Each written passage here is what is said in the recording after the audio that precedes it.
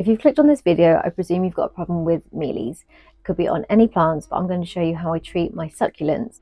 This video is going to teach you how to treat the mealies on your plants and also how to get rid of them for good. So firstly, mealies have a very short life cycle. It's around 21 days. So if you see one mealy on your plant, there's probably going to be more hidden, like eggs and things, which in between the leaves. Maybe in the soil as well. Mealies can either hide on top of the rosette, in the very middle, they can go in between the leaves. Don't really like the stem. I never really see any on the stem of my plants, and also in the soil. So you could have them all in the roots. So you really need to sometimes, if you see one on your plant, get it out of the soil and remove it and just check that soil as well. So let's treat the mealies. So this plant has mealies. You can see just there in the center there's some, and if I zoom in a bit more you can see there's quite a few. They really love eating any new growth on plants. Yeah, they are horrible at things, but yeah, there's quite a few on this plant, so let's treat it. So what you will need is a 70% alcohol spray. This needs to be dispensed into a bottle. You can tip it over the plant, but I just think it's better to have it in this bottle and literally drench those mealies. So the alcohol will evaporate and so will the water, so completely drench it. It's not going to damage your plant. The only thing I would say is that if the mealies have bitten into the flesh of the plant, it may leave some burn marks. So you can wash this all off with water if you want, but I always leave mine and they're fine. So yeah, that's drenched now, and I would, like I said, you can take it out of the soil, check to make sure there's none in the roots or anything, but get in between the leaves and completely saturate your plant. So it's been around 10 days, and 3 days after the initial treatment I've treated again just to make sure I've got all the eggs and anything else which managed to survive, and yeah, just to make sure we've got everything dead on this plant. And here are the results. So you can see right in the center there where all the mealies were, we've got lots of dead ones. They still do sit on the plant because obviously they just die off. So what I would say, if you've got a small infestation like this, you could just use a skewer and remove them, or if you wanted to, you could remove the plant from the soil and put it under water and just give it a really good kind of wash really. So if using a skewer, obviously it's a little bit awkward at times. You have to kind of move the leaves down so you can actually get into the plant, and then just prise out any old mealies. You can just see on the end of the skewer, just there, you can see one of the dead mealies anyway. So that's really one of the easiest ways to get rid of them and just make sure they are dead as well. So with this one, I'll just give it a little squeeze, and yeah, there's no kind of pus coming out of it. So if you killed a live one, it would kind of like burst, but as this is dead, there's nothing in there at all. It's just an old dead mealy.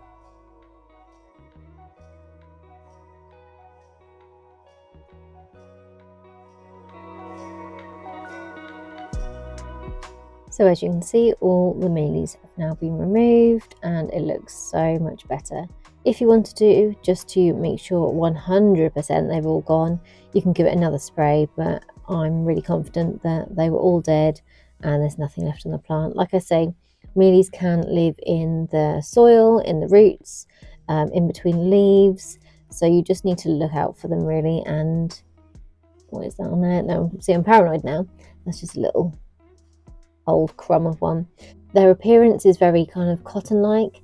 I'll insert a picture of kind of a close-up of one, so you just need to keep an eye out for, you know, what they look like. And if you've got one on the plant, like I say, just treat it, because they can really quickly take over the plant. Depending on the size of your infestation, you can just remove them by hand. So if you just spotted one, you could get a skewer and just pick it off, or you could dip the cotton bud in the alcohol mixture and just do it that way, so you're doing like a spot treatment. Or if you are unsure and you think there's probably a few more hiding in there, then like I say, just give it a really good spray. There are other techniques I've tried. I've tried neem oil, but I've never found that very good. I think in some plants it can kind of suffocate them so they can't breathe as well. I just didn't find it very efficient and not very easy to use, whereas this one is just so quick. You just give it a spray, like I say, come back in 3 to 5 days and just do it again, and I've never had it fail me. So it's just definitely a method I will always use for my succulents. Obviously preventing is better than curing, so I would just say keep an eye on your succulents. Just have a really close look every so often, not just succulents, all plants that is as well. If you see one, like I say, treat it, But what you can also do is use a kind of a pesticide if you keep your plants inside and there's no access to them from bees and things which pesticides can kill. Obviously, you'd be very careful with that. You can then treat them. So I use Bug Clear for mine. I use it twice a year and it just prevents bugs like scaly bug, vine weevil, mealies, I think aphids as well, quite a few other ones. So it's just a preventative measure. The only bug I have had is mealy, so I'm doing quite well with the preventative measures. I think it's working really well for my collection, so it's something I would recommend doing. If you're purchasing any new plants, make sure you inspect them, look in between the leaves, remove any soil, check the roots, and just have a really thorough look at them to make sure you're not bringing any bugs and pests into your collection. And what you can always do just to make sure definitely that there's nothing on there is quarantine them for a small time. And also treat them. You can always treat them with this spray just as a preventive measure as well. And just a few tips as well on how to prevent mealies getting into your collection. So overwatering can attract pests to your plants. They seem to like any new growth, and overwatering can make plants grow quite quickly before they die off. And any weakened plant mealies really like as well. So this plant actually was a head chop last year, so it's now rerooting. So because of it, it's obviously been chopped from the body of the plant, it's now rerooting. It's quite weakened, so they just seem to have a thing for it. They can then attach themselves to any new roots, and like you saw, it was all in the crown. So yeah, just be very careful with anything which is weakened. So if something is maybe not growing as it should, make sure there's no mealies in there, because they obviously stun the growth of the plants because they're feeding off it and using all the energy. And yeah, the poor plant is trying to fight them off, but it won't always win. And also good circulation. So make sure your collection, maybe in the summer you have a fan on if you've got a greenhouse. If they're outside, obviously they'll naturally get the good circulation. And in winter, I struggle with this a little bit in the winter because I have to keep my doors closed because the temperature is quite low. But I do have a dehumidifier which blows the air around, and sometimes I just add a fan as well. But I do keep a little gauge in here showing what the temperature is and the humidity. So that's a really good way of me just checking that we've got enough circulation. And I also have windows in here which are open from time to time as well.